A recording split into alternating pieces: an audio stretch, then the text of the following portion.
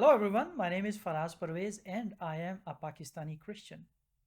In July 1986, Pakistan's National Assembly was specially summoned to add the death penalty to Section 295C. This single amendment turned the law into one of the world's most dangerous weapons against freedom of expression and religious minorities, especially against Christians.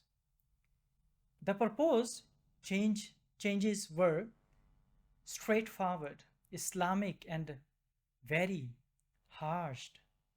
Along with life imprisonment, the death penalty will also be imposed on the offender of the blasphemy against their Islamic prophet Muhammad.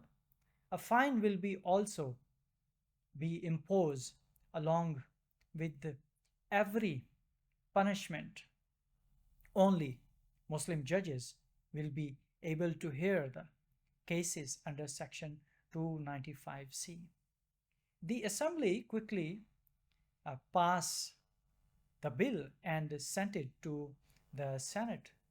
What happened during the debate exposed the deceptive and authoritarian nature of Islamic law making in Pakistan. The weapon of Islamic Ijma, the parliament based its justification for adding the death penalty on only two things: Ijma, that we call consensus in English, and the only questionable hadith. Speaker after speaker repeatedly declare that the entire Muslim Ummah has complete consensus that the only punishment for insulting Muhammad is death.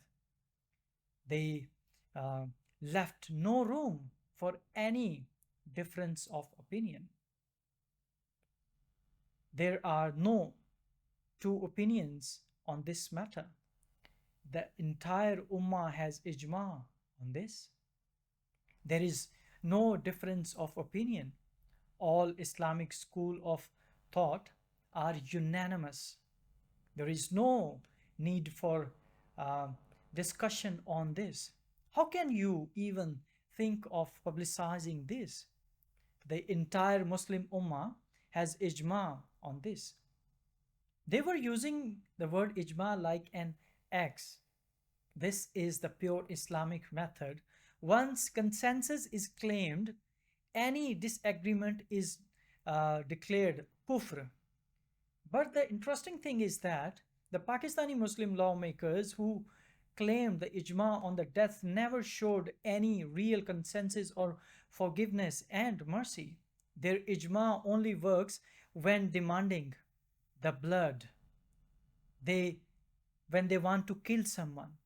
To prove the Islamic ijma, the supporter of the bill cited four famous books in the parliament: Al-Saram al-Maslul, uh, Ibn Taymiyyah, Fatawa Alamgir, and Fatawa Shami, Ibn Abidin, uh, Al-Saiful Maslul, uh, Taqiyuddin Al-Sabki. When the original books were studied, a shocking truth emerges. Every reference Parliament gave actually says that the non-Muslim should not be killed for blasphemy against the Islamic Prophet Muhammad. Ibn Taymiyyah, quoting Abu Hanifa, clearly wrote that a non-Muslim dhimmi should not be killed for blasphemy. The Fatwa Alamgir also ordered that the non-Muslim should not be killed. Ibn Abidin in Fatwa Shami writes that if the blasphemer is a non-Muslim, he should not be killed. Sabki, while stating that Hanfi position, said that since Adami is not killed for his kufr and shirk, he cannot be killed for blasphemy either. The parliament had either not to read these books or deliberately use them. The texts were used to impose the death penalty on non Muslim. This was a high level Islamic intellect deception. The secret during that time, the the secret meeting and the violation of that procedure happened.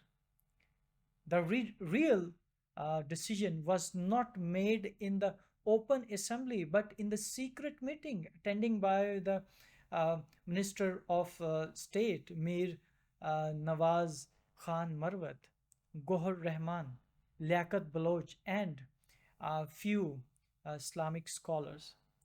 The minority members of the assembly were not even aware of this Islamic meeting. The passage of bill also violate the assembly's own rules for procedure.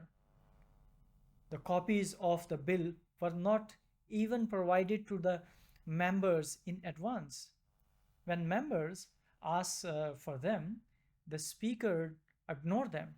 No one demanded that the bill be sent to the public debate or expert opinion.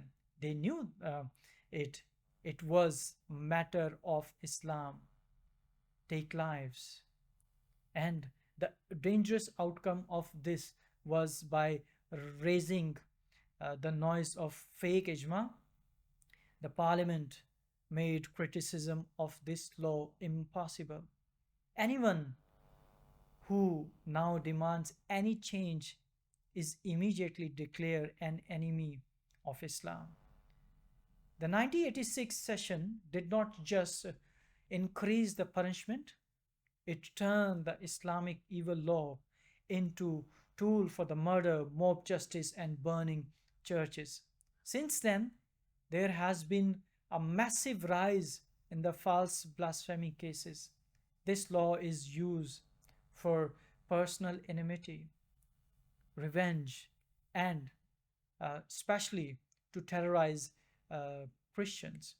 Muslim lawmaker proved in 1986 that they can easily manufacture fake ijma when demanding death, but they cannot show any real agreement even on saving life. Their ijma only works for the shedding blood for the Muhammad. Even today, Muslims are shedding blood and blood and blood. This was not a legislation, but the enforcement of Sharia supremacy under parliament cover, deception, recklessness, and bloodshed. From 1986 until today, the blood of thousands of innocent is on the hands of the those who pass this law through lies, reference, and the fake ijma. And Pakistani Christians are still paying the price for it. Thank you so much.